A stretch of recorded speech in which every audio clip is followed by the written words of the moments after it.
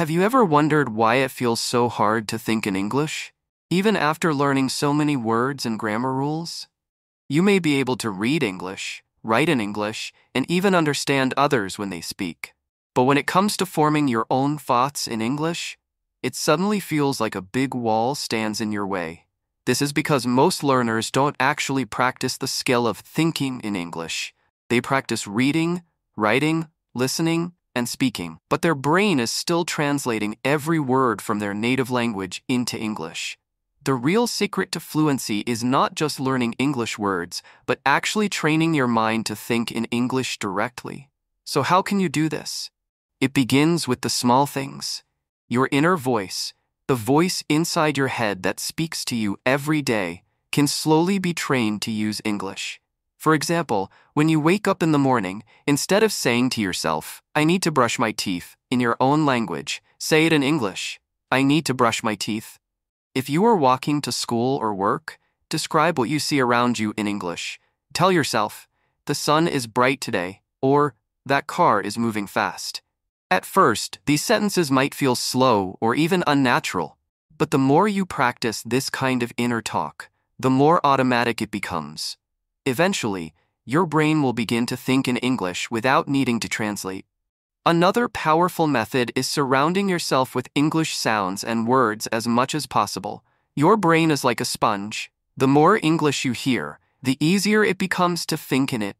Instead of only studying English during a short lesson, make it part of your lifestyle. Watch TV shows, listen to podcasts. Don't worry if you don't understand everything at first. The important thing is that your ears and your brain are getting used to the rhythm, tone, and natural flow of the language.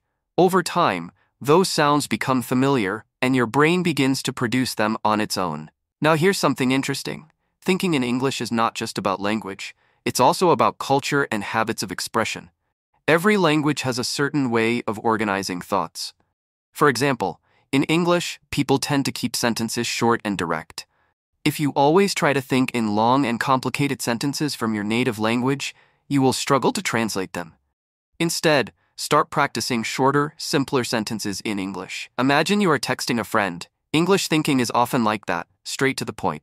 Instead of saying in your native language, "I feel very exhausted because I had a long day full of responsibilities," in English you might think, "I'm so tired. Today was a long day."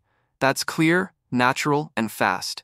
One more important part of thinking in English is to lower your fear of mistakes. Many learners stop themselves from thinking in English because they are worried about grammar.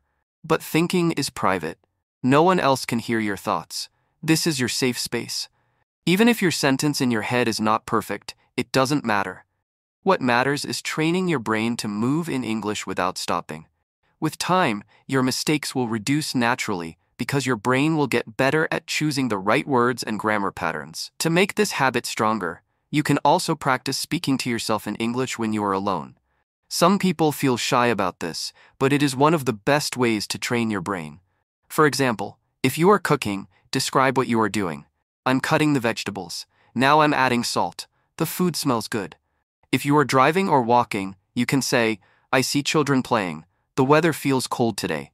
These little sentences may feel simple, but they are actually very powerful because they help connect your daily life with English thought. Visualization is another tool that can help. When you learn a new word, don't just connect it to a translation in your native language. Connect it directly to an image in your mind. For example, when you learn the word apple, imagine a shiny red apple. When you learn the word happiness, imagine a big smile on someone's face. This way, your brain will not waste time translating from your native language. It will connect English words directly to meaning, which makes thinking in English much faster. Immersion is also key. If possible, try to create situations where English is the only option. Change the language on your phone to English. Write your shopping list in English. Send short messages to yourself in English. Even if it feels strange at first, it is pushing your brain to get comfortable with English in daily life. Remember, thinking in English is not something that happens in one day. It is a skill, and like any skill, it grows with practice. Finally, let's think about the reward. Why should you put so much effort into thinking in English? Because once you reach that stage, everything becomes easier. You will speak faster, understand more clearly, and feel more confident. You won't spend so much time translating in your head. Instead, you will live inside the language. That's when English stops being just a subject you study, it starts becoming a tool you use naturally. So the next time you catch yourself translating in your head, pause and try to form the thought directly in English. Start small, be patient, and keep practicing. With time, your brain will adjust, and one day, without even realizing it, you'll discover that your natural way of thinking is in English. And when that happens, you'll feel a new kind of freedom in your learning journey. Take care of yourself,